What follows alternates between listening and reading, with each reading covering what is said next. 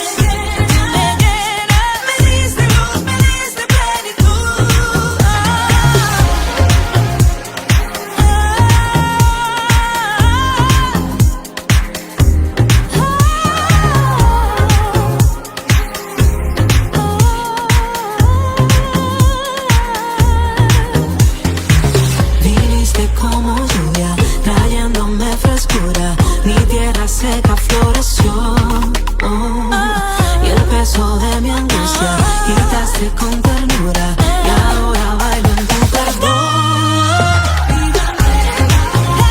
Cambiaste mi tristeza por tu fiesta. Ahora no me ahogan más las penas. Tú me llenas, me diste luz, me diste plenitud. Vida nueva, tristeza por tu fiesta.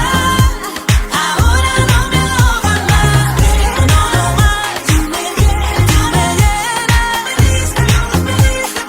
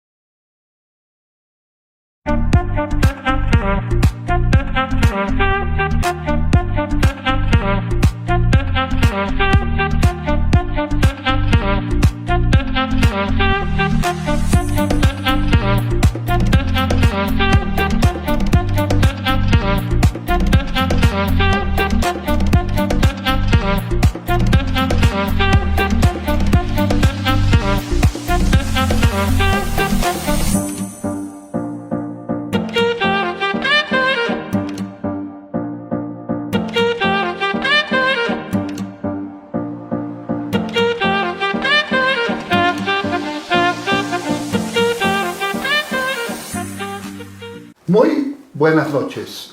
Este es su programa Junto a la Mesa, un programa que sale desde la Iglesia Cristiana Discípulos de Cristo, ubicada en la calle 11 Sur, número 11A 28.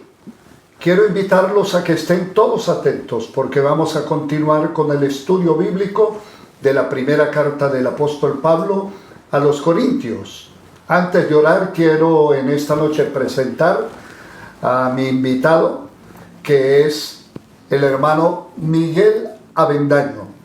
Él es un joven de nuestra iglesia, es líder, un joven talentoso, estudioso, profesional, y quien en esta noche me acompañará en el análisis del texto bíblico y tendrá una parte para hacer una exposición y vamos a ir intercambiando algunas de las cosas que vamos extrayendo del texto bíblico. Así que les presento a Miguel Avendaño. Él va a hacer una corta presentación, cuál es su profesión y el saludo. Bueno, buenas noches, pastor, y buenas noches a todos los que nos están acompañando ahora mismo. Esta es una gran oportunidad para mí. Estoy muy feliz de que podamos compartir la palabra de Dios con todos ustedes. Pues bueno, ya que me pregunta por mi profesión, yo soy diseñador gráfico de profesión, pero ahora mismo me desempeño como desarrollador front-end, que tiene que ver con el desarrollo de aplicaciones, páginas web, ese tipo de cosas. Y nada, pues estamos aquí con la mayor expectativa, pastor. Muy bien. Miguel es un joven casado, tiene 2 hijos y es una persona muy entendida también en las Sagradas Escrituras. Por eso le he invitado a compartir como miembro del liderato de nuestra iglesia. Así que vamos a hacer una oración pidiendo al Señor que nos dirija, nos acompañe y que usted pueda ser edificado esta noche a través de la palabra. Miguel, llévanos en oración. Claro que sí. Señor, te damos gracias porque tenemos la oportunidad de acercarnos a tu palabra. Te pedimos por tu Espíritu que tú nos ayudes a comprenderla, no solamente en un nivel racional, sino espiritual. Que podamos ponerla por obra, Señor. Te doy gracias por todas las personas que hoy nos acompañan y te suplico que haya disposición en el corazón de todos ellos para que puedan percibir claramente las cosas que tú nos quieres enseñar. Gracias te damos porque tú nos alcanzaste y por tu gracia hoy podemos estar aquí delante de ti. Padre, bendícenos, bendice a tu iglesia y que este momento sea para la profunda edificación de aquellos a quienes tú has escogido. En el nombre de Jesús, amén y amén.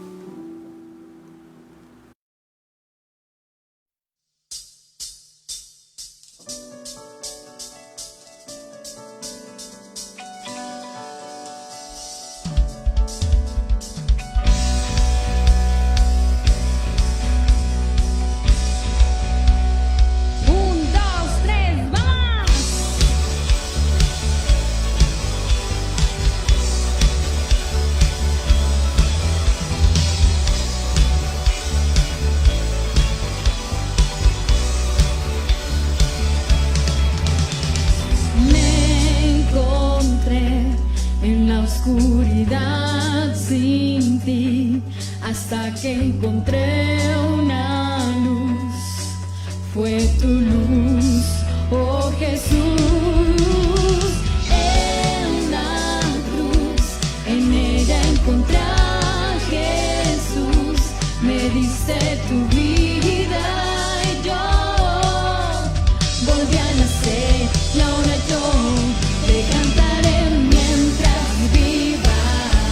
Te cantaré, hasta mi último suspiro te alabaré. Es la fuente de mi alegría y a ti cantaré. Mientras viva te cantaré y hasta mi último suspiro te alabaré. Es la fuente de mi alegría, a ti cantaré.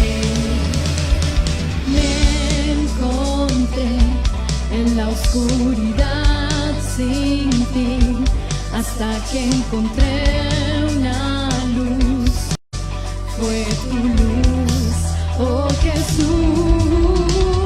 En la cruz, en ella encontré a Jesús. Me diste tu vida y yo volví a nacer. Y ahora yo te cantaré mientras viva, te cantaré hasta mi último suspiro te alabaré.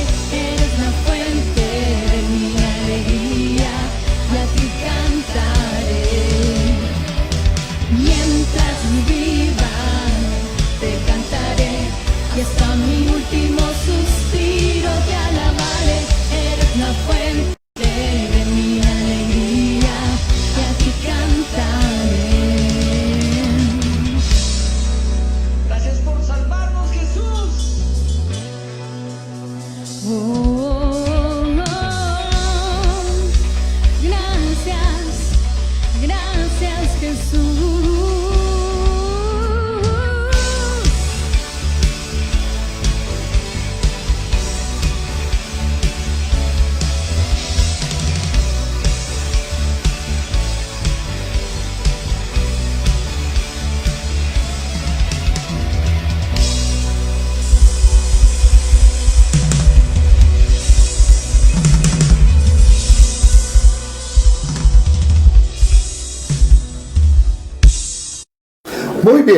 Queremos en esta noche retomar el estudio de la carta del apóstol Pablo a los Corintios, la primera carta, y vamos a leer en el capítulo 1, versículo 18, y voy a leerlo en otra versión estos primeros versículos.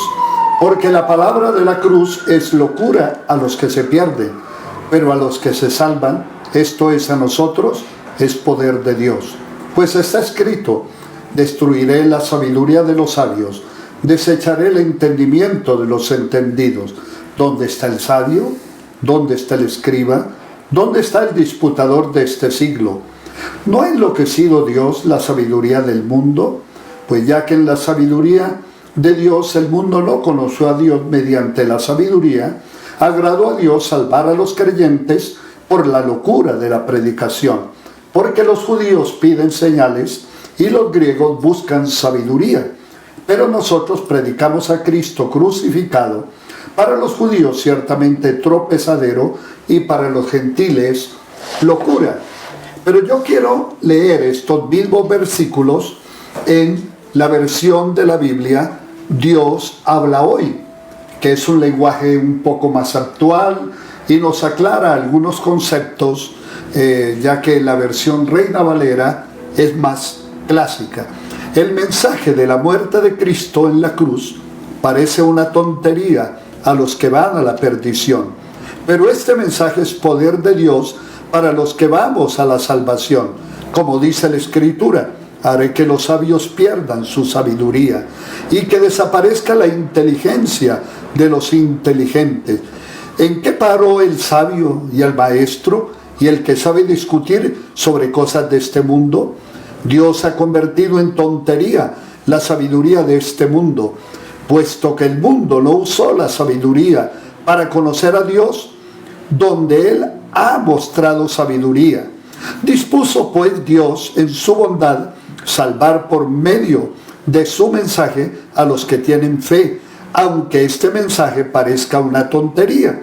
Los judíos quieren ver señales milagrosas y los griegos buscan sabiduría, pero nosotros anunciamos a un Mesías crucificado. Esto les resulta ofensivo a los judíos y a los no judíos les parece una tontería, pero para los que Dios ha llamado, sean judíos y griegos, este Mesías es el poder y la sabiduría de Dios.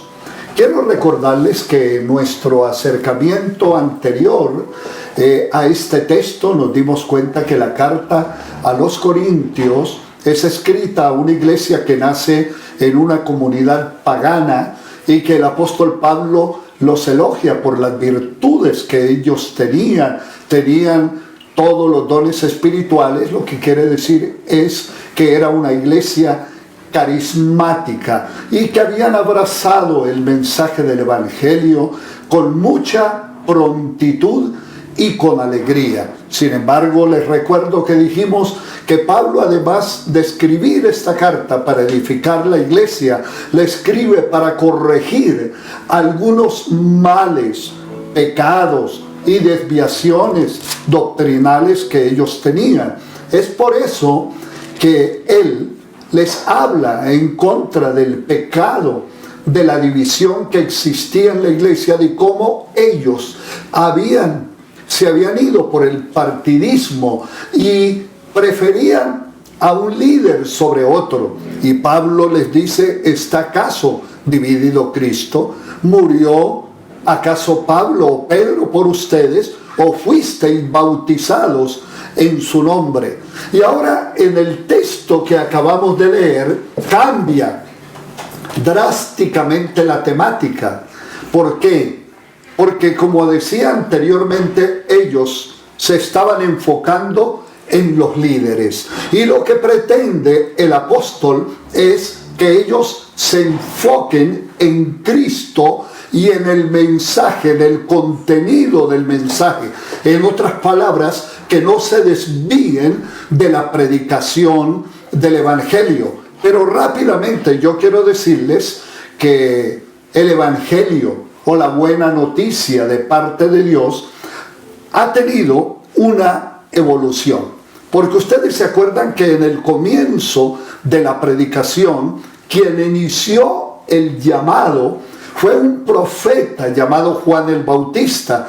Y dice la Escritura que Juan el Bautista se enfocó en llamar a las personas al arrepentimiento. Y mientras ellos bajaban a las aguas del río Jordán, iban confesando sus pecados y él los bautizaba. En otras palabras, no había ninguna fórmula bautismal. Lo que hacían aquellas personas era que confesaban que habían pecado contra Dios, que habían violado la ley de Dios, y él sencillamente entendía que había cumplido con su propósito, porque el propósito de él era preparar el camino del Señor.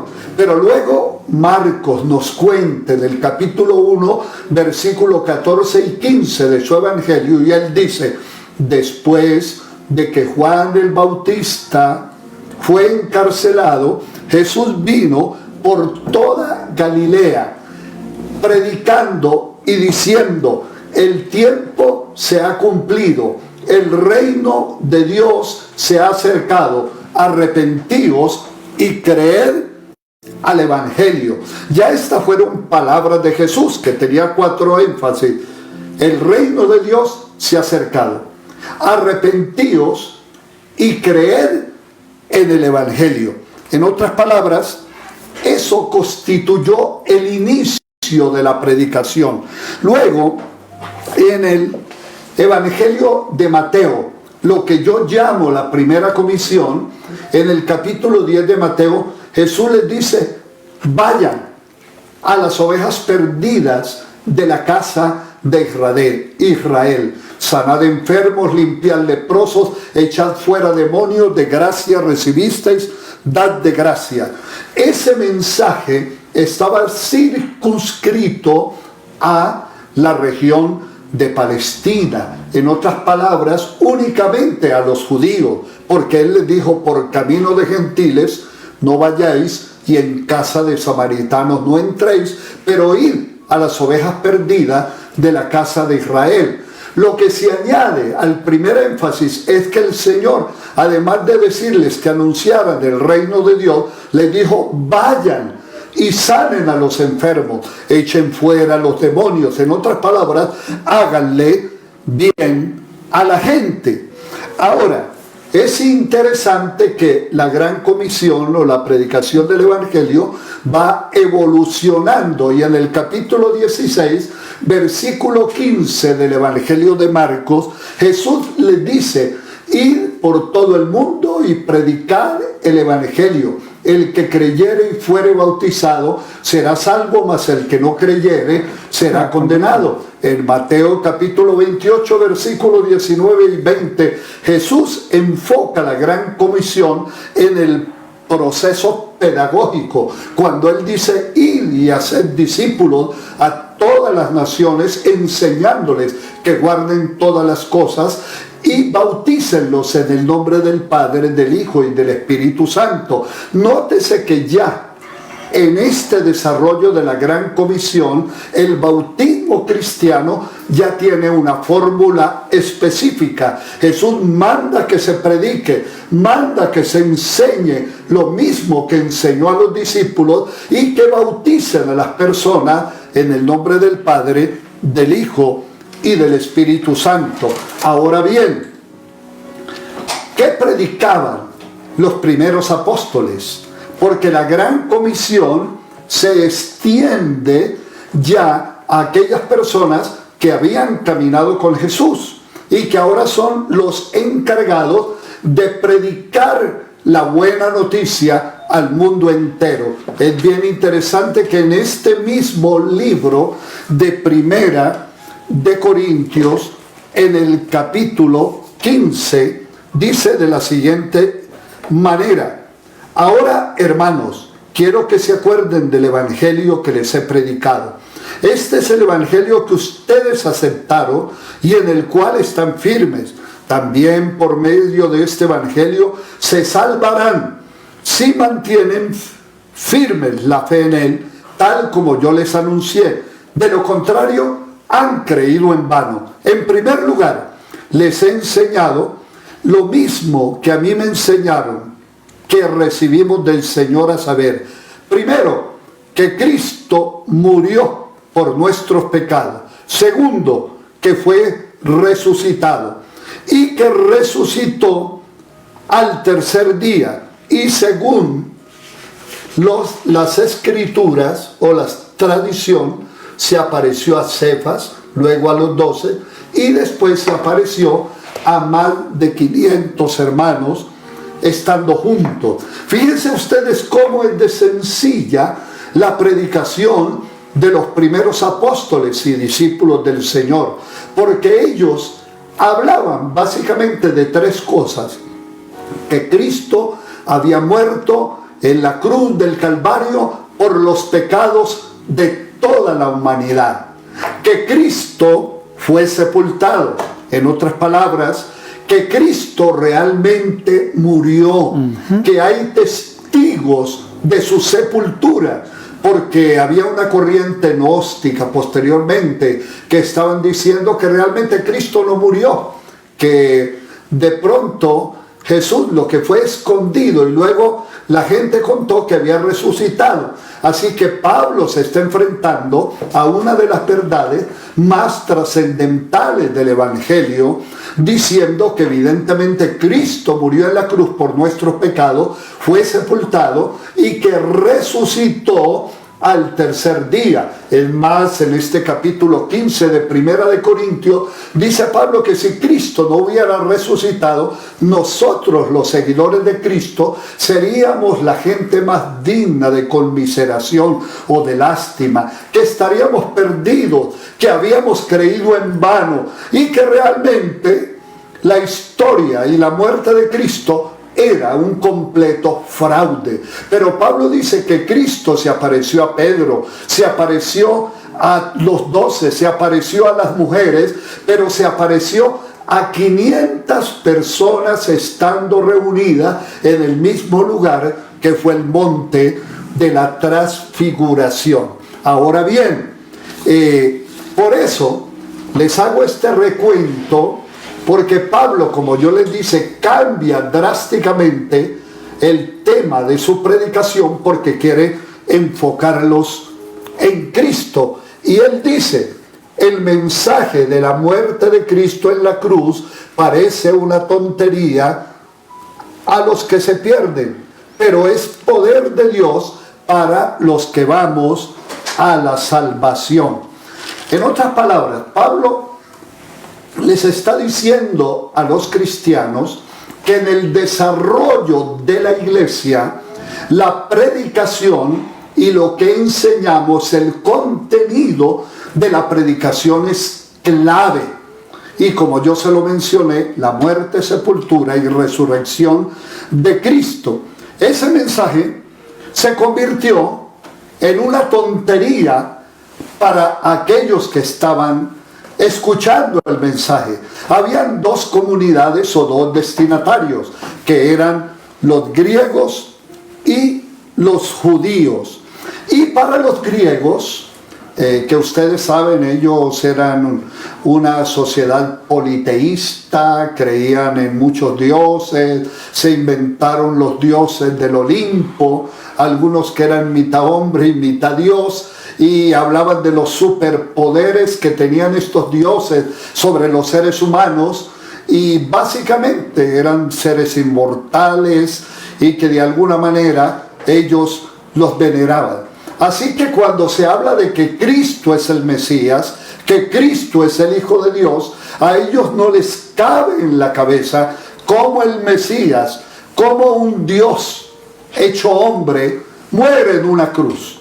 En otras palabras, un Dios inmortal y sobrenatural no puede morir y en una cruz, que era donde morían los criminales. En otras palabras, eso es una tontería. Miguel, decían ellos, es una locura. ¿Quién puede creer en un Dios que se deja matar? En un Dios que muere en una cruz. Ahora, Pablo le llama la palabra de la cruz. En otras palabras, porque el mensaje cristiano se enfoca en la muerte de Cristo. Nuestra predicación se enfoca en la obra de Cristo. Ahora, Pablo dice que esas dos comunidades, los griegos y los judíos, que son los destinatarios de la carta, él dice, los griegos buscan sabiduría. En otras palabras, buscan conocimiento, especulación sobre el más allá y el más acá, disertaciones sobre los dioses, disertaciones sobre lo que es el ser humano. Acuérdense pues ustedes que toda su sabiduría se basaba en los filósofos como Sócrates, Platón, Aristóteles. Era, en otras palabras, la época dorada de la filosofía y de la especulación sobre muchos temas. Entonces, él dice, pero los judíos piden señales. Fíjate, qué contraste. Mientras los griegos buscan sabiduría, los judíos piden señales. ¿Y por qué piden señales los judíos?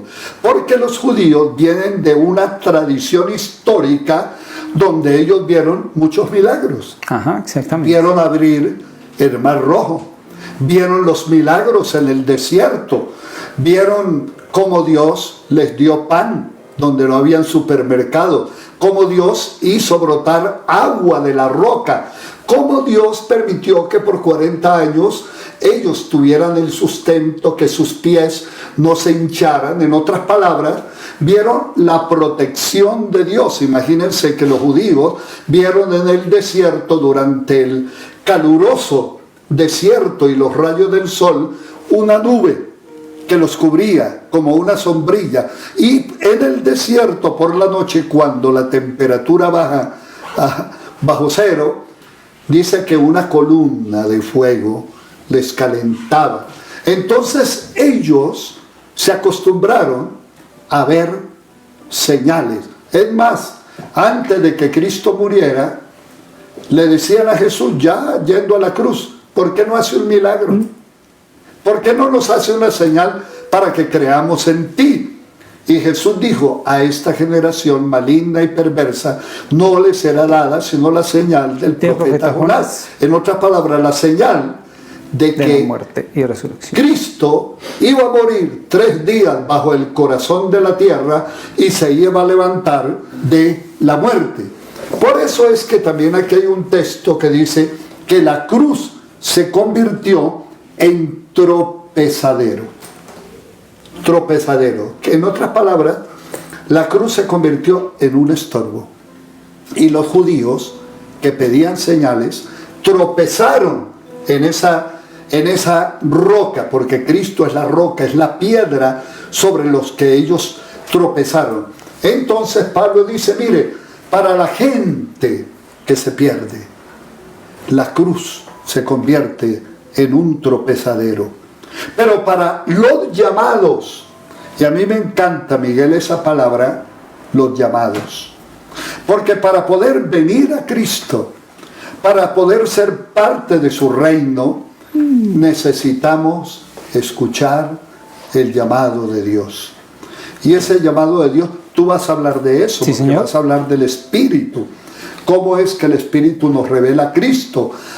Dice, para los llamados, la cruz, el mensaje de la cruz no se convierte en una piedra de tropiezo, sino que se convierte en poder Y sabiduría. y sabiduría de Dios. Pero entonces ahí lo que está pasando es que Pablo dice, según la forma en la que él está construyendo su discurso, que la cruz viene a ser la respuesta para ambos grupos de los que les estaba hablando, porque dice, el judío busca una señal, algo que demuestre poder, mientras que el griego está buscando un conocimiento intelectual, un entendimiento. Y entonces Pablo dice, es que ellos no lo ven, ellos no ven que la cruz es poder, ¿sí? Lo que buscan los judíos, y sabiduría, lo que buscan los griegos. Creo yo que ese es el punto importante cuando Pablo está tratando de presentar la cruz, porque él dice, a pesar de que es sencilla, es la respuesta que ellos están buscando, pero no la pueden ver, se les pasa por alto. Y un detalle que quería yo señalar ahí sobre el tema del conocimiento, es que como en ese momento estaba tan de moda pues el tema de la filosofía, de la reflexión, de estas personas que hacían tantos discursos y generaban tantas propuestas acerca de lo que estaba sucediendo, por eso es que para ellos la cruz se vuelve incómoda, porque ellos dicen, no lo puedo entender o no lo puedo explicar racionalmente, o mejor dicho, no quedó bien. Sí, no sé si me va a entender, o sea, los dioses del Olimpo quedan bien porque son poderosos, lo que usted acaba de decir. ¿Cómo es que este va a quedar bien yendo a una cruz? De hecho, hay un graffiti famoso, yo no sé si usted lo sabía, de la época, escrito en griego, donde se ve a un personaje que está frente a una cruz. Pues digamos que es una imagen bastante fuerte, no quiero de pronto que lo tomen a mal los que nos están viendo, pero es lo que sucedió en esa época. Y representan a un hombre en la cruz con una cabeza de burro, y debajo dice tal personaje adorando a su Dios. Esa era la percepción que ellos tenían. Ellos decían, oiga, es imposible que llamen Dios, tal y como usted lo dijo, a alguien que puede morir. Ese es un punto importante allí, ¿no? Porque otra vez, los dioses del Olimpo no pueden morir. Y para los judíos vuelve a ser lo mismo, porque igual ellos tal vez se identificaban con eso porque decían, ¿qué hombre siendo Dios va a morir allí en una cruz? De hecho, Jesús en muchas ocasiones les habló a ellos sobre las señales, porque ellos le decían, bueno, ¿quieres que creamos en ti? ¿Qué señal haces?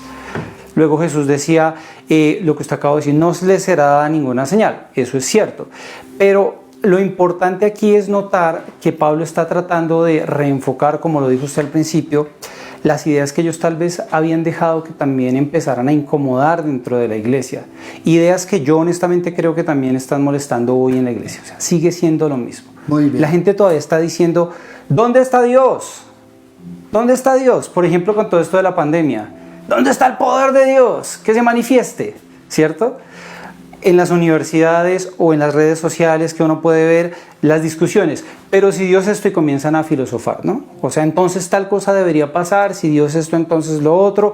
De hecho, alguna vez yo le quise predicar a una persona en mi trabajo, recuerdo tanto, que yo le estaba hablando y le dije, venga, yo quiero hablarle de alguien que a usted lo ama profundamente. Y me dijo, pues muéstremelo, que yo lo coja, me dijo. Ya vamos a ir a ese punto de lo que dice el Espíritu al respecto, pero lo que quiero decir es que creo que no estamos tan lejos de eso hoy en la iglesia, y hemos permitido que la filosofía del mundo, el conocimiento del mundo y las dudas respecto a lo que es poder nos sequen la fe y, como dice la Biblia, vayan opacando lo que el Espíritu hizo en nosotros. Entonces ahí tenemos que tener cuidado. Muy bien, Miguel, gracias por tu contribución. Había leído sobre esa figura que levantaron y que levantan esa cruz y le ponen la cabeza de un burro. La verdad que fue una figura burlesca, ¿no? Tratando Totalmente. de burlarse y diciendo en ese metamensaje, los que creen en eso son unos burros.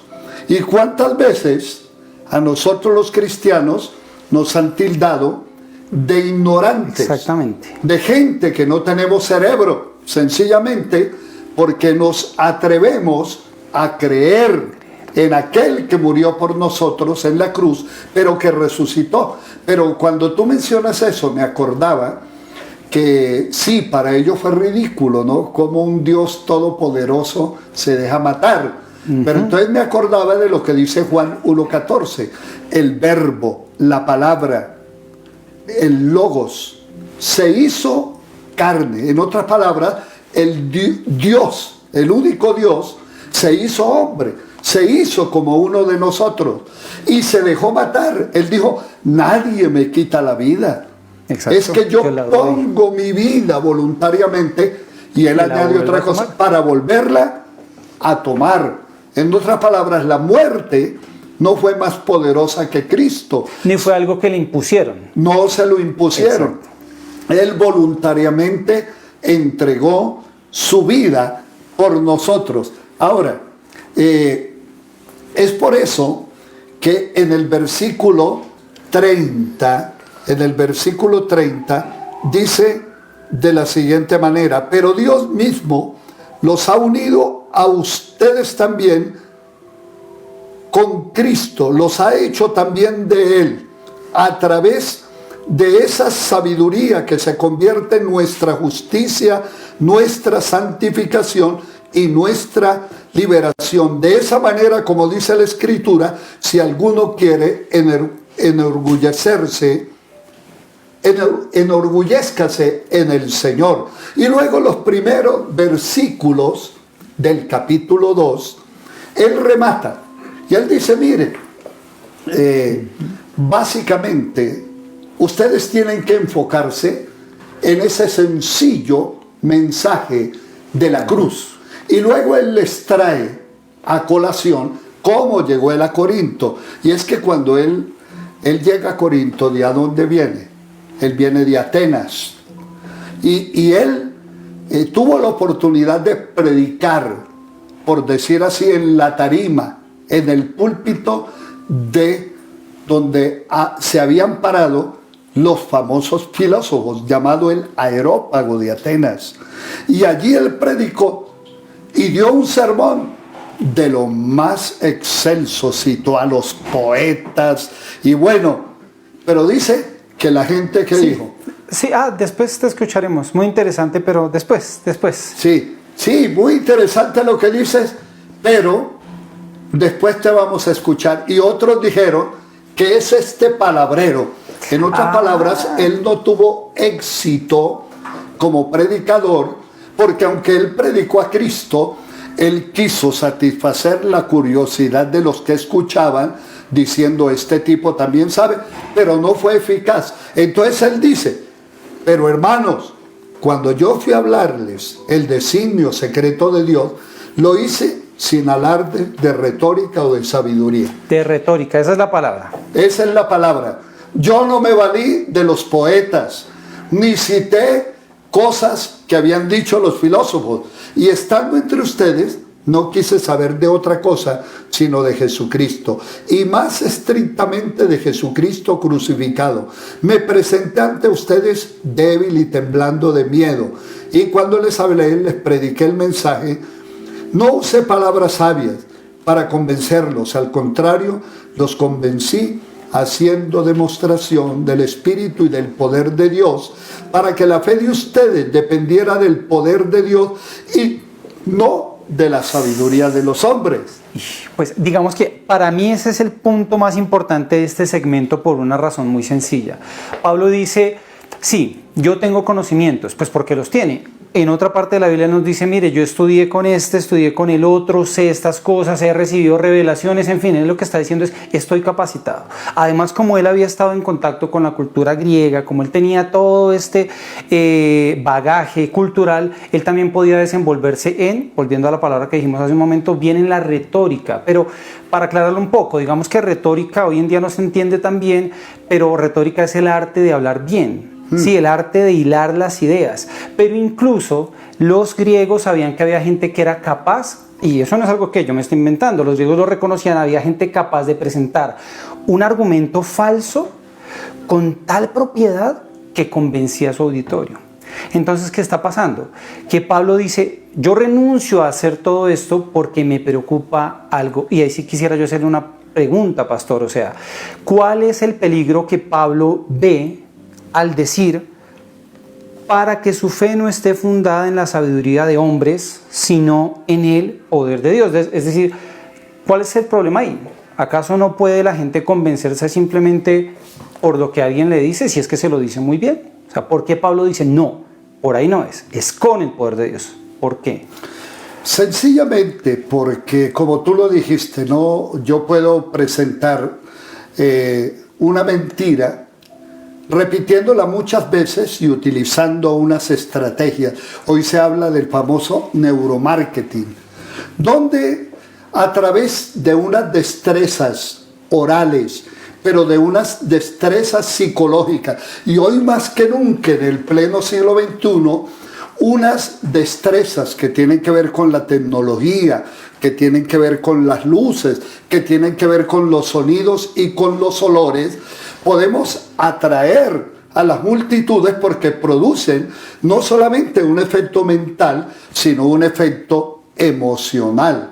Entonces Pablo dice, yo me voy a desprender del bien hablar, en otras palabras, de la retórica, y voy a predicar la sencillez del Evangelio, porque entonces resulto yo desenfocándome de lo central, que es la muerte y la resurrección de Cristo. Entonces él más adelante dice, mire, Dios sencillamente los escogió a ustedes, los que están atendiendo al mensaje de Dios. Ustedes no son gente muy sabia, no son gente con maestría, con doctorado, pero es que para conocer a Dios lo que necesitamos es un corazón sencillo. Lo que necesitamos es una mente abierta. Como dijo Jesús, bienaventurados los pobres en espíritu, o bienaventurados los que reconocen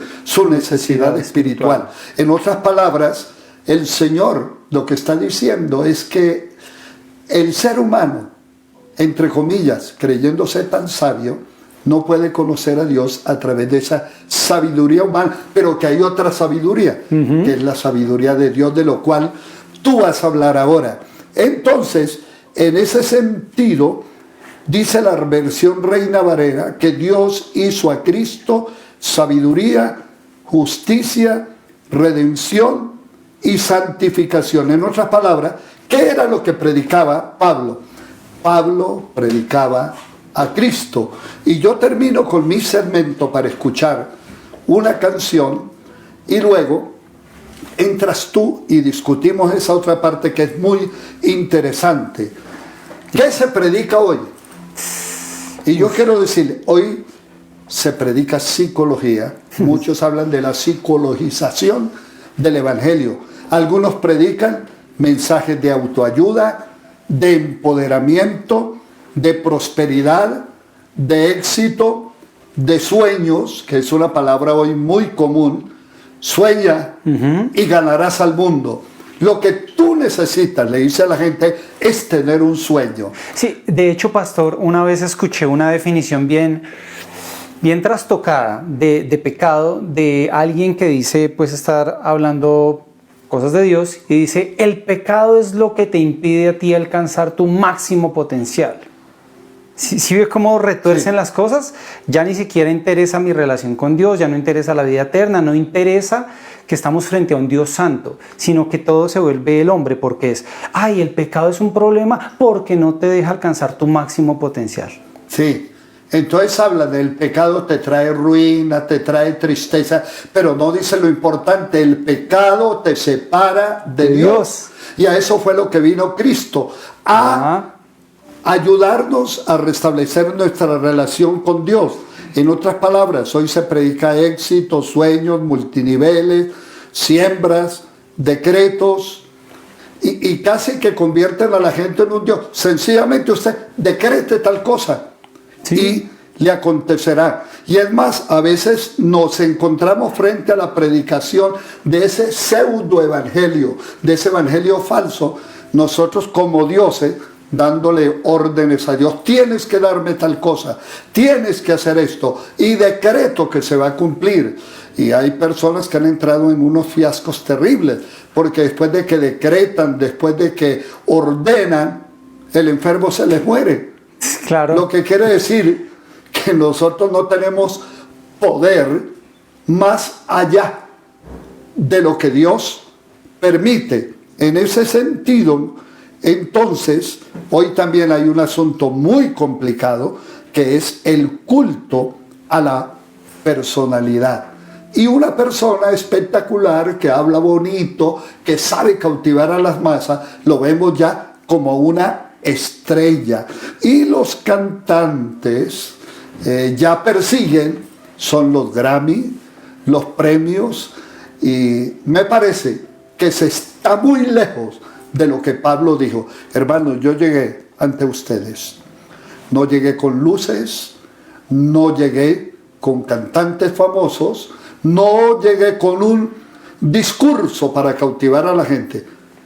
Les prediqué a Cristo, pero al Cristo crucificado. Les hablé de la cruz, para que su fe no esté fundada en la sabiduría de los hombres, sino en el poder de Dios. Así que vamos a adorar al Señor con esta canción y luego continuamos con el segundo segmento.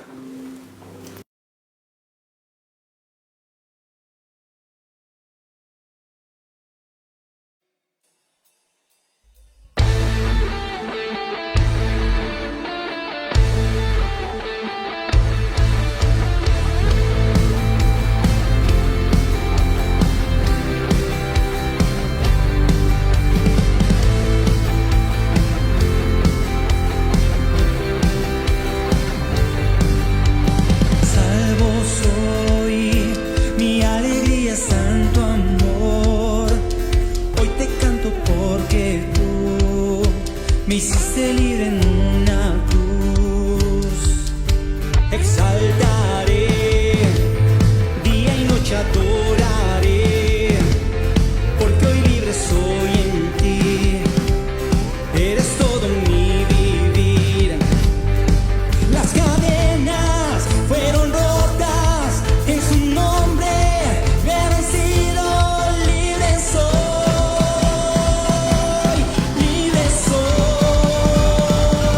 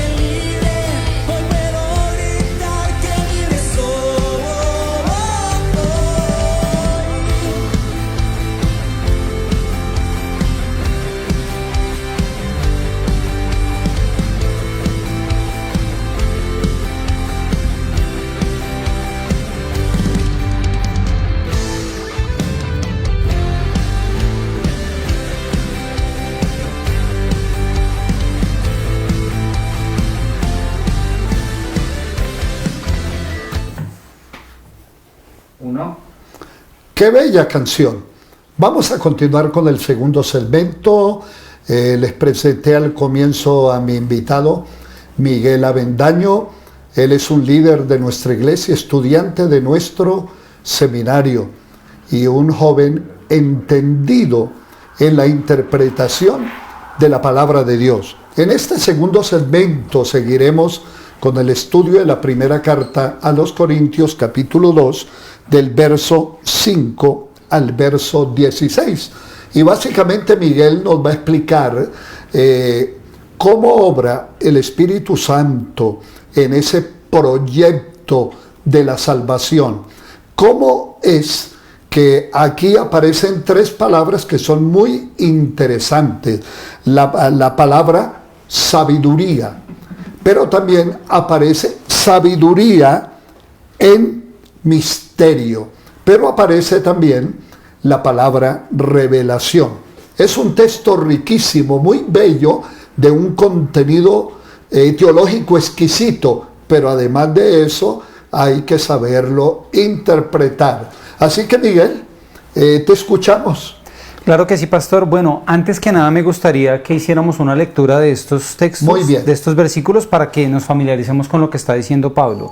Y para recordar un poco lo que veníamos diciendo, Pablo les estaba comentando a ellos, ok, hay una sabiduría, hay un conocimiento que se adquiere gracias a lo que Cristo hizo en la cruz, que es el entendimiento de lo que Cristo hizo en la cruz. Entonces él va a venir a decirnos lo siguiente. Va a leer desde el versículo 6. Dice: sin embargo, es decir, a pesar de estas cosas que ya habíamos dicho, hablamos en sabiduría entre los que han alcanzado madurez en la fe. No la sabiduría de este mundo ni de los poderosos de este mundo que perecen, pero hablamos sabiduría de Dios en misterio, la sabiduría oculta que Dios predestinó antes de los siglos para nuestra gloria, la cual ninguno de los poderosos de este mundo conoció, porque si la hubieran conocido nunca habrían crucificado al Señor de la gloria. Antes bien, como está escrito, cosas que ojo no vio, ni oído oyó, ni han subido al corazón del hombre son las que Dios ha preparado para los que lo aman. Pero Dios nos las reveló a nosotros por el Espíritu, porque el Espíritu todo lo escudriña, aún lo profundo de Dios. Porque ¿quién de entre los hombres conoce las cosas del hombre, sino el Espíritu del hombre que está en él? Del mismo modo, nadie conoció las cosas de Dios, sino el Espíritu de Dios. Y nosotros no hemos recibido el Espíritu del mundo, sino el Espíritu que proviene de Dios, para que sepamos lo que Dios nos ha concedido. De estas cosas hablamos, no con palabras enseñadas por sabiduría humana, sino con las que enseña el Espíritu, acomodando lo espiritual a lo espiritual. Pero el hombre natural no percibe las cosas que son del Espíritu de Dios, porque para él son locura, y no las puede entender, porque se han de discernir espiritualmente. En cambio, el espiritual juzga todas las cosas sin que él sea juzgado por nadie. ¿Quién conoció la mente del Señor? ¿Quién lo instruirá? Pues bien, nosotros tenemos la mente de Cristo. Bueno, pues cuando llegamos a esta parte del texto estamos aterrizando ya a algo donde Pablo está tratando de hacerlo más práctico, más vívido para las personas que lo están escuchando, porque de pronto la primera porción podría ser un poco conceptual. Entonces él ya comienza a decir, bueno, pero ¿qué es lo que sucede cuando nosotros en verdad vamos a comprender este mensaje de sabiduría? Entonces lo que yo quisiera que hiciéramos ahora es recorrer el texto en la misma forma en la que Pablo lo escribió, para ir entendiendo exactamente qué fue lo que dijo.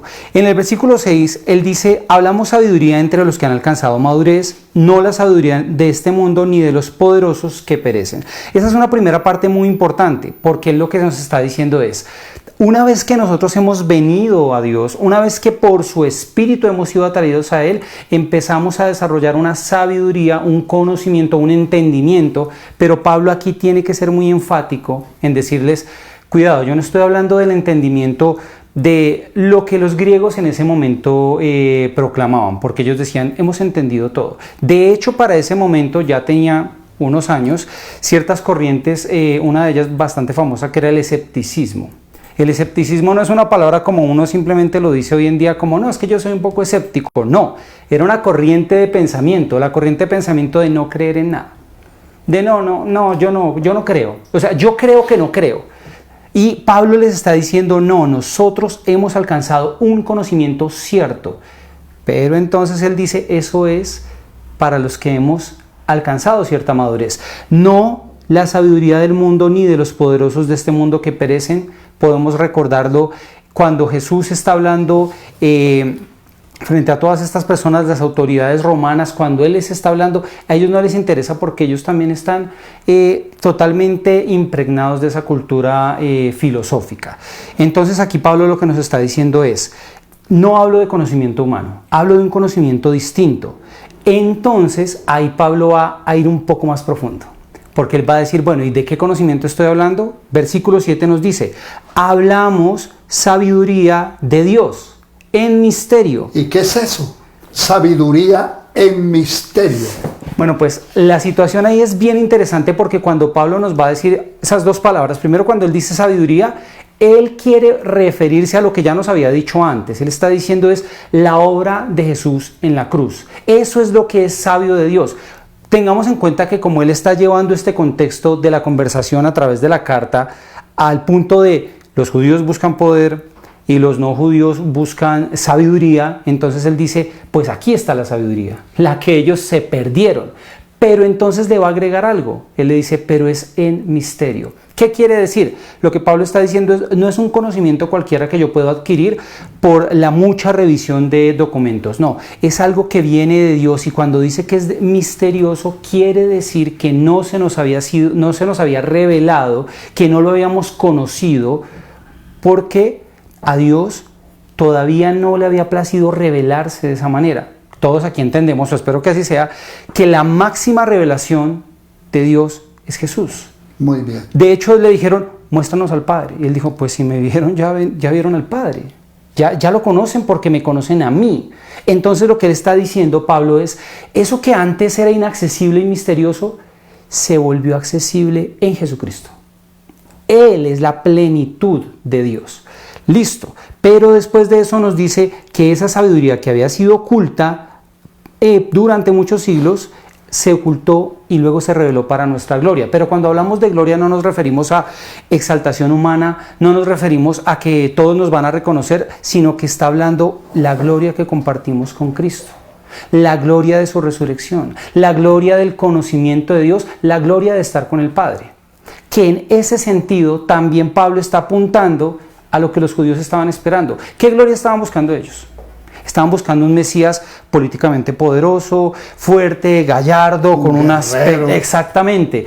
Y cuando se les presenta uno que se presenta humilde, que se humilla, que, como él mismo dijo, entrega su vida, ellos dicen, esto no puede ser un Mesías, porque ¿qué gloria hay en esto? Entrando en un burro a Jerusalén. Eso no tiene ningún tipo de gloria. Pero entonces Pablo aquí nos dice, sí, esta es la gloria que todos estábamos esperando. Y entonces sigue desarrollando la idea cuando dice, ninguno de los poderosos del mundo la conoció. O sea, eso es clarísimo porque hoy en día, y otra vez va a apuntar a los judíos, dice, están en busca de poder, de reconocimiento, de gloria. Y ahí podemos hacer un paralelo directo al día de hoy. ¿Por qué? Porque hoy en día muchos cristianos están siendo movidos por modas, por costumbres, por gustos, a lo que más llame la atención, a lo que sea más poderoso, ¿sí? A lo que impacte más, a lo que mueva más masas. Entonces ellos dicen, uy, es que allá sí se ve la gloria de Dios. Yo no sé si usted ha escuchado alguna vez esa expresión, uy, es que ahí sí se ve la gloria de Dios. ¿Qué es eso? Eso no es cierto. La Biblia me dice, la gloria de Dios está en la cruz, allí está la gloria. Muy bien, me acuerdo, Miguel, que a Lutero se conoce con su teología, como la teología de la cruz. Y interpretando a Lutero, alguien dijo que hay una teología de la cruz y una teología de la gloria, pero no de la gloria que usted dice, de cómo en la cruz Dios a su Hijo lo exalta y luego lo glorifica. Pero la teología de la gloria para muchos es hablar del éxito, hablar de la prosperidad, claro, hablar de lo poderoso, de lo bonito, de lo fantástico. Sí, y el problema es que aquí Pablo nos va a decir, si me devuelvo un poco en el versículo 6, él dice, sabiduría de los poderosos de este mundo que perecen. Ahí él claramente está diciendo, mire, si usted se fija en eso, téngalo por seguro que eso va a perecer. es como, no sé, como las empresas. Hoy una empresa puede ser la más poderosa del mundo y en 10 años ya no existir. Y aparece otra, y luego aparece otra, y aparece otra. Entonces Pablo como que les está diciendo, venga, tengan mucho cuidado dónde ponen su confianza. Y eso no es algo que nos estemos inventando, sino que Pablo lo advirtió en el versículo 5, porque dice, la fe de ustedes debe estar fundada en sabiduría. En el poder de Dios y no en sabiduría de hombres. Porque la sabiduría de los hombres pasa. Si seguimos leyendo, si vamos a ir al versículo 8, terminamos esta idea porque él dice, ninguno de los poderosos del mundo conoció esta gloria, la gloria de Dios, la sabiduría de Dios, porque si así lo hubieran hecho, no hubieran crucificado al Señor de la gloria. Él dice. Listo. Entonces básicamente él dice, y ya nos está empezando a introducir en otro tema, cuando él dice, atención, significa esto que este conocimiento, esta sabiduría misteriosa, no puede ser adquirida por cualquiera. Y eso se empieza a volver vital en este punto. Porque para los corintios está muy bien, porque Pablo en todo caso los está halagando, porque él ya les ha dicho en el primer capítulo, ustedes tienen la manifestación del Espíritu. O sea, él les está diciendo, yo creo que ustedes entienden estas verdades. Yo creo que el Señor les dio el Espíritu y no todos pueden tenerlas. Hagan conciencia de ese hecho. Listo. Y entonces dice Pablo en el 9, más bien, Dios que había preparado cosas que ojo no vio, oído no oyó, ni han subido en el corazón del hombre. Estas son las que Dios ha preparado para los que lo aman. Una vez más hay que hacer una salvedad aquí por nuestros, las personas que nos están viendo ahora mismo, por el lector moderno, porque se ha impregnado mucho en la Biblia esta falsa teología pues de el superhombre, ¿no? El super yo, el que todo lo logra si se lo propone, el que declara y entonces eso va a ser así. Es decir, el humanismo rampante. Totalmente, pero entonces el problema es que ahora ya la interpretación bíblica dejó de ser teocéntrica y se vuelve antropocéntrica, es decir, el hombre se vuelve la razón de ser de todo. Entonces cuando la gente lee cosas que ojo no vio ni oído yo, sí, tú me vas a revelar ese nuevo negocio, yo me voy a ir a las Bahamas porque ese es el plan glorioso. No, Dios no está hablando de cosas tan banales. Él aquí está hablando de que lo que nos había dejado oculto era el plan de salvación. Me acuerdo, Miguel, que Pedro cuando escribe sus 2 cartas dicen unas apartes, porque los profetas que anunciaron la venida de Cristo escudriñaban en las Escrituras qué persona y qué tiempo era en el que vendría el Mesías según el Espíritu de Cristo. Fíjense, eso era antes, el Espíritu de Cristo que moraba en ellos. Es decir, que hay revelación, hay misterio, pero hay palabra revelada. Sí, claro que sí. Es que el problema del hombre, y ahí sí creo que hay que hacer un paréntesis bien grande, es este. Uno puede hacerse esta pregunta, uno dice, no, es que el hombre no obedece a Dios porque no sabe lo suficiente. ¿Sí? O sea, como que la Biblia debería ser 3 veces más grande, debería haber más revelación. Pero un gran teólogo decía, mire, si tuviéramos el triple de revelación, tendríamos el triple de desobediencia. O sea, no es que más revelación nos vaya a ser más obedientes, sino que lo que Dios nos dejó saber es lo necesario, es lo suficiente. Perfecto. No nos hace falta más. Si avanzamos al versículo 10, llegamos a cuando ya Pablo les va a empezar a decir cuál es la diferencia entre los corintios y los que no tienen el Espíritu de Dios. Dice, Dios nos reveló todas estas cosas, estos misterios, a nosotros por el Espíritu. Porque el Espíritu de Dios todo lo escudriña, aún lo profundo de Dios. Y entonces, para aclararles el concepto que él acaba de exponer, porque fue muy breve, él utiliza los siguientes 2 versículos. Y dice, porque ¿quién entre los hombres conoce las cosas del hombre sino el Espíritu del hombre que está en él? Del mismo modo, nadie conoció las cosas de Dios sino el Espíritu de Dios.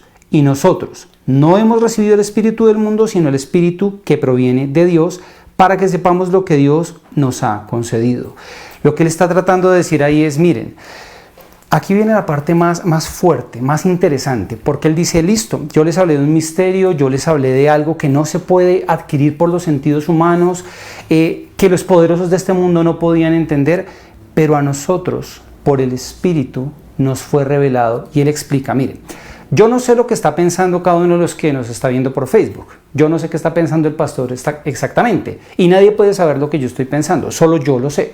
Entonces Pablo dice, así como nadie sabe lo que otro piensa, Nadie puede saber lo que Dios piensa, pues obviamente nadie. No. Solo el Espíritu de Dios, porque es Dios mismo, sabrá lo que hay en su mente. Y él dice, ¿y entonces qué decide hacer Dios? Que también tiene que ver con la obra de salvación, porque el propio Jesús dijo, les conviene que me vaya. Les conviene porque si yo me voy vendrá el Espíritu, vendrá el Consolador, quien los va a guiar a la verdad, a la justicia, a un conocimiento profundo de mí. Porque Jesús les dijo, yo tengo más que decirles, pero ustedes no lo pueden soportar. ¿Por qué? Porque les faltaba el Espíritu. Entonces, ¿qué pasa? Viene Pablo y nos dice, Dios nos dio su Espíritu, por lo cual nosotros tenemos acceso a ese misterio. Y aquí es donde entonces tenemos que hacer una parada y hacer un poco de conciencia allí y darnos cuenta de que la fe que nosotros tenemos es realmente fe. Que a pesar de que nosotros podemos leer la Biblia, a pesar de que nosotros podemos estudiarla, y es muy importante que la entendamos bien y que la estudiemos, hay una parte de ella que es misterio, que viene de Dios, que no puede ser capturada por la mente humana. Porque de hecho, si nosotros nos ponemos a pensar, ¿cómo es esto posible? ¿Cómo es posible que, porque Jesús dijo, el que cree en mí aunque esté muerto vivirá? Eso racionalmente no va para ningún lado. Y me acuerdo, Miguel, que Jesús, hablando lo que tú dices, Jesús dijo, nadie puede venir a mí si el Padre que me envió no le trajere. Pero ahora cuando tú mencionas esto, fíjate que estamos hablando de la sabiduría en misterio. Este es un misterio trinitario, porque Totalmente. se está hablando de Jesús, pero dice también que nos reveló a nosotros ese misterio de la salvación fue por el Espíritu. Y me acuerdo de las palabras de San Agustín. Él dijo, es más fácil que una roca llore que un pecador venga a Cristo sin la intervención del Espíritu Santo. Es decir, que nosotros queremos atraer muchas personas con estrategias, con un programa, con motivación y de pronto utilizar estrategias, ¿no? Para que la gente llegue a Cristo. Pero yo diría, lo eficaz, no una estrategia, lo eficaz, lo sobrenatural y lo poderoso es la intervención del Espíritu Santo que nos revela a Cristo. Claro, porque a pesar de que uno pudiera pensar, es decir, en cierta medida es cierto que las personas necesitan cubrir una cantidad de necesidades, digamos necesidades afectivas, necesidades económicas, necesidades culturales, en fin. Pero aunque uno saciara todas las necesidades, todas, al 100%, el hombre seguiría vacío. Porque lo que realmente sacia al hombre es Dios. Muy bien. Y como nosotros, la Biblia lo dice, como Dios es un Dios absolutamente santo, yo no puedo acceder a Él directamente. O sea, porque ¿qué hombre, siendo como somos nosotros, podría presentarse frente a un Dios santo? Por eso viene Cristo. Por eso dice que tenemos un sumo sacerdote que se compadece de nosotros, que intercede por nosotros, para que así nosotros podamos participar de esa gloria. ¿Y por qué estoy diciendo esto? Porque muchas veces nos olvidamos de esa centralidad que Pablo aquí está tratando de rescatar. Les está diciendo, miren, sí, muy interesante, y ya lo leímos en los versículos iniciales cuando él nos dice, yo no les hablé con sabiduría humana, ni tampoco un desglose de todos mis conocimientos. Quise que ustedes tuvieran en cuenta una sola cosa, Cristo crucificado. Muy bien. Así que nuestro mensaje hoy, más allá de todo lo que estamos leyendo, es el siguiente, que Jesús vino como hombre y Él es Dios, que Él murió en la cruz y resucitó para darnos a nosotros la oportunidad de reconciliarnos con Cristo, con Dios, porque eso dice la Biblia. Dios estaba reconciliando al hombre con Él a través de Cristo. Muy bien. Y en ningún otro hay salvación. Entonces, ¿ahí qué tenemos que hacer? Decir, bueno, Señor, permíteme disfrutar de esa revelación. Pero bueno, avancemos porque estamos llegando a la última parte que se pone todavía mejor. Nos queda esta sección que dice en el versículo 13. De estas cosas hablamos, no con palabras enseñadas por la sabiduría humana, sino con las que enseña el Espíritu, acomodando lo espiritual a lo espiritual. Vamos a detenernos un momento en ese versículo.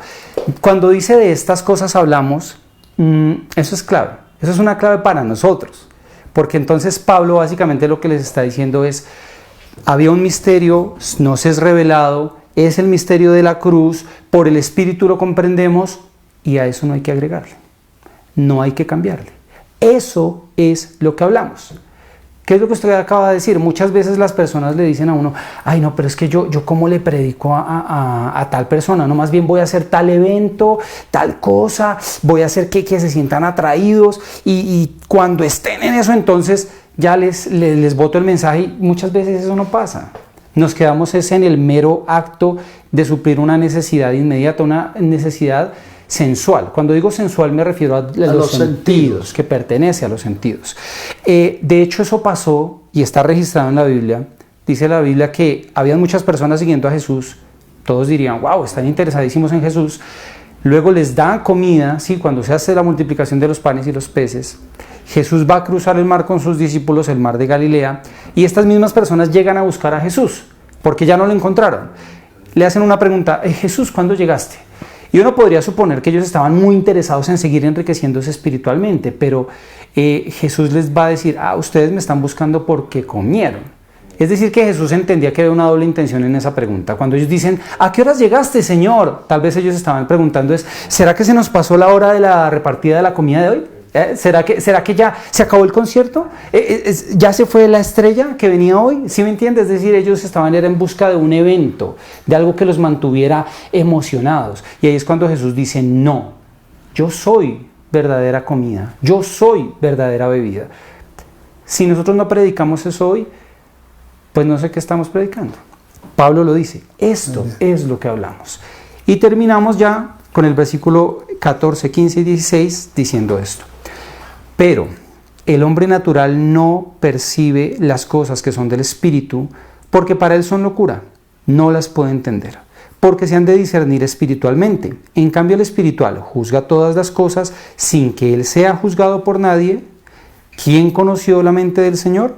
¿Quién lo instruirá?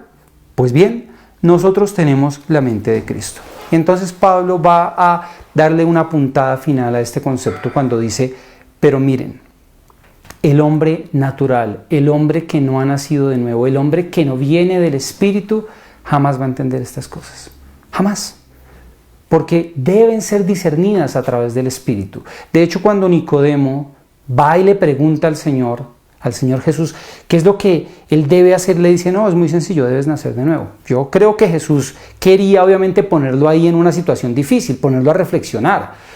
Y él dice, pero ¿cómo así? ¿Quién puede nacer de nuevo? Y ahí es cuando Jesús, después de explicarle un poco, le va a decir, mira, así como el viento sopla de aquí para allá y tú no sabes de dónde viene ni para dónde va, pero sabes que sopla, así es el Espíritu. El Espíritu viene sobre quienes el Espíritu viene. O sea, y ojalá tuviéramos usted y yo una fórmula, ¿no? Una fórmula para decirle a las personas, mira, recibe ahora el Espíritu. No, esa es la labor eso está reservado para Dios. Solo Él puede convencer de pecado, de justicia y de juicio. Solo Él puede acercarnos. Pero nosotros como cristianos, maduros que somos, debemos hablar este misterio que nos ha sido revelado. Es decir, que el hombre natural puede ser muy brillante, pero la obra del Espíritu es irreemplazable. Irreemplazable. Pero no solamente vamos a decir que eso es así para el hombre natural, sino para el cristiano. ¿Qué pasa? Yo creo que a veces archivamos al Espíritu Santo. O sea, perdón que lo diga así, tal cual. O sea, sabemos que lo tenemos, o bueno, no sé si sabemos que lo tenemos, pero bueno, la Biblia dice así, el que confiesa que Jesús es el Hijo de Dios, que vino en carne, que vino y se sacrificó por nosotros, él tiene el Espíritu Santo. Porque nadie puede hacer esta declaración si no le ha sido revelada. Justamente eso dice la Biblia. Pero nosotros a veces hemos ignorado al Espíritu Santo, que nos habla a través de la palabra. Ojo, no nos habla a través de sensaciones, emociones, a través de no sé, cosas místicas, extrañas. Nos habla a través de la palabra, como lo está haciendo hoy. Terminamos diciendo lo siguiente. Pablo dice, bueno, hay que hacer una salvedad aquí. Dice, el espiritual juzga todas las cosas sin que él sea juzgado por nadie. Aquí no se refiere, porque hay quienes lo han usado mal, diciendo, sí ve, ahí la Biblia me dice que a mí nadie me puede juzgar porque yo ya estoy en Cristo. No. En este contexto lo que Pablo está diciendo es, el hombre espiritual ahora puede discernir, puede entender, puede comprender las cosas del mundo, o sea, normal, matemáticas, inglés, cómo hacer un trabajo, las cosas normales de la vida, pero además puede entender las cosas del espíritu. En cambio, el que no es espiritual, por eso dice aquí, no puede juzgar al espiritual. Es tanto como si le dijéramos a una persona ciega, ven, ¿por qué no nos explicas cómo son los colores? A una persona sorda, ven, ¿por qué no nos explicas cómo suena la música? Es lo que pasa, y ahí vamos a hacer otra pequeña aclaración. Como cristianos modernos, hoy hemos dejado el consejo de la Biblia y hemos corrido al consejo del mundo. ¿Usted puede creer eso? Cristianos que ahora buscan cómo vivir su matrimonio en libros de autoayuda, en libros de consejería del mundo, se figuran cómo debe ser su familia basado en lo que dice tal legislador, tal cultura. Entonces, creemos que ellos tienen sabiduría para juzgar estas cosas que nos han sido reveladas. Hay un ejemplo en la Biblia, Miguel, cuando vieron a Jesús, los fariseos, que él echaba fuera a los demonios. Y entonces ellos no pudieron discernir y dijeron una palabra muy fuerte: por Belcebú, príncipe de los demonios, echa fuera a los demonios. Y Jesús fue cuando declaró: miren, ustedes pueden hablar del Padre y del Hijo, pero el que hablare contra el Espíritu Santo no le será perdonado ni en este siglo ni en el venidero. Entonces, eso equivale a la blasfemia del Espíritu Santo, que no es otra cosa que rechazar la obra del Espíritu Santo que nos revela Cristo. Exacto, y entonces el problema es que si yo rechazo la obra del Espíritu Santo, ya no tengo ninguna forma de acercarme a esa revelación. Me voy a quedar en la oscuridad. Exacto. Así de sencillo. Y terminamos entonces cuando dice Pablo en el versículo 16, que hace dos preguntas retóricas. ¿Quién conoció la mente del Señor? ¿Quién lo instruirá? Y termina diciendo, pues bien, nosotros tenemos la mente de Cristo. Lo que está diciendo allí es, mire, no hay ningún ser humano que pueda acceder a la sabiduría y al misterio de Dios por sí mismo. Y por eso aquí dice, tenemos la mente de Cristo, es decir, a través del Espíritu Santo hemos sido dotados para entender lo que está aquí escrito. Muchas personas hoy en día, pastor, creen que la Biblia es para gente súper inteligente, para gente súper intelectual. Eso es falso. La verdad bíblica que debemos vivir está abierta para el hombre y la mujer y el joven más sencillos.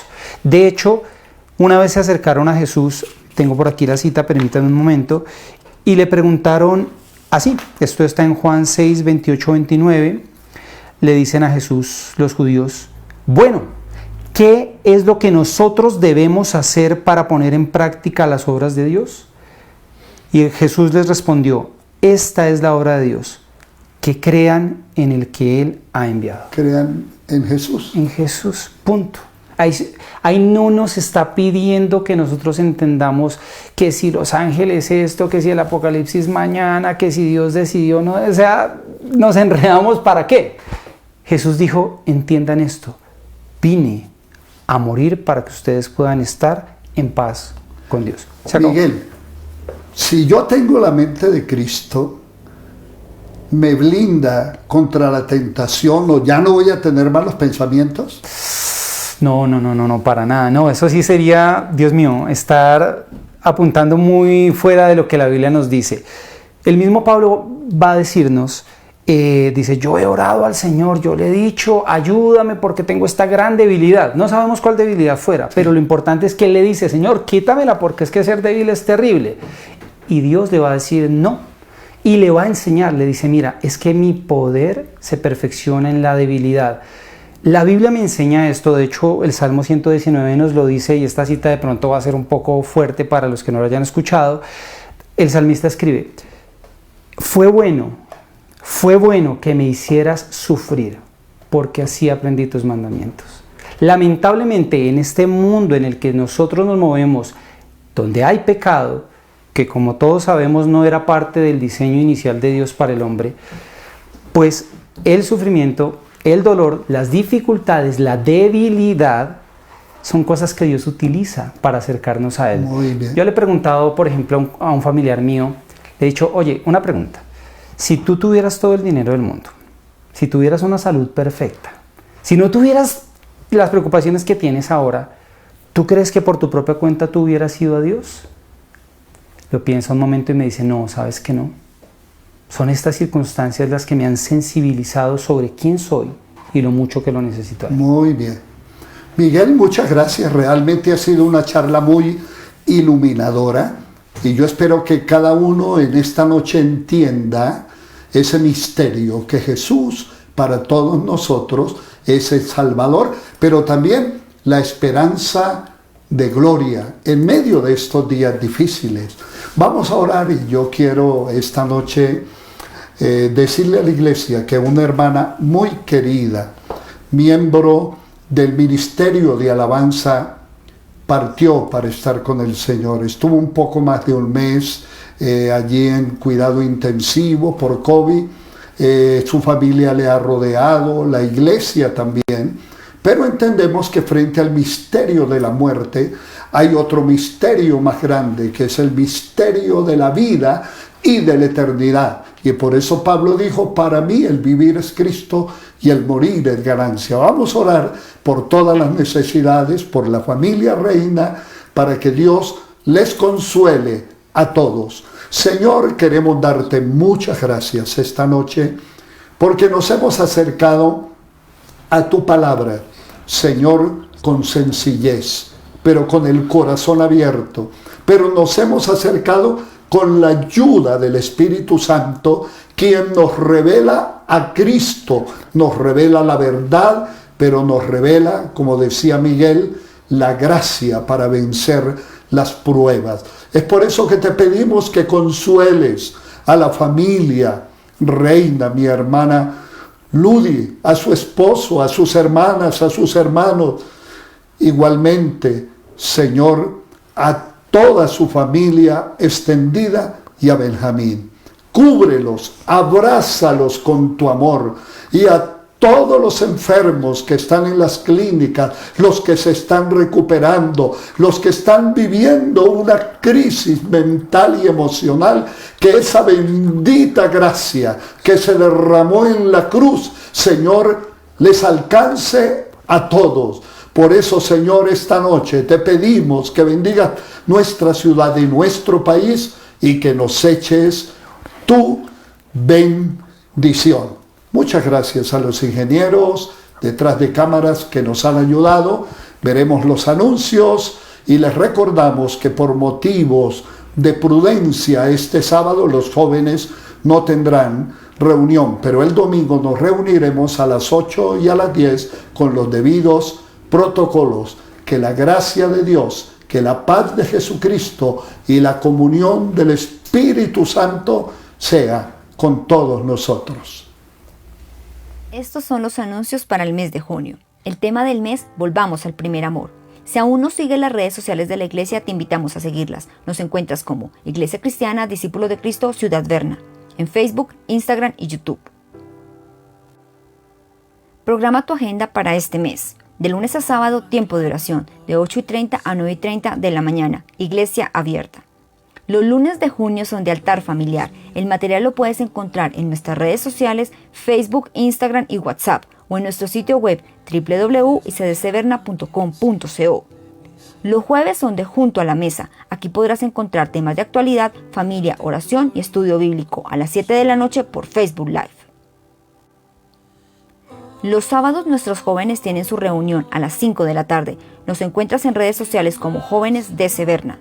Los domingos regresamos a nuestra reunión presencial a las 8 de la mañana y 10 de la mañana y seguimos con las transmisiones por Facebook y YouTube. Diligencia el formulario de inscripción. Esto lo hacemos con el fin de controlar el aforo. Lo encuentras en nuestro sitio web www.icdcberna.com.co y en las redes sociales Facebook e Instagram. La escuela dominical continúa virtual a las 8 de la mañana y 10 de la mañana. Recuerda, las clases las puedes encontrar en nuestras redes sociales oficiales o en Facebook y YouTube. El 20 de julio celebramos el Día del Padre. Será una reunión muy especial. Recuerda que todos los domingos celebramos la Cena del Señor. Es una muy buena oportunidad para compartir en familia. Honrando a Dios con nuestros diezmos y ofrendas. Diezmarás fielmente todo el producto de tu sementera y lo que rinde tu campo cada año. Deuteronomio 14:22. Las donaciones las puedes hacer en Nequi Bancolombia y en el Banco Caja Social. Haznos llegar el soporte a la iglesia vía WhatsApp con todos tus datos personales.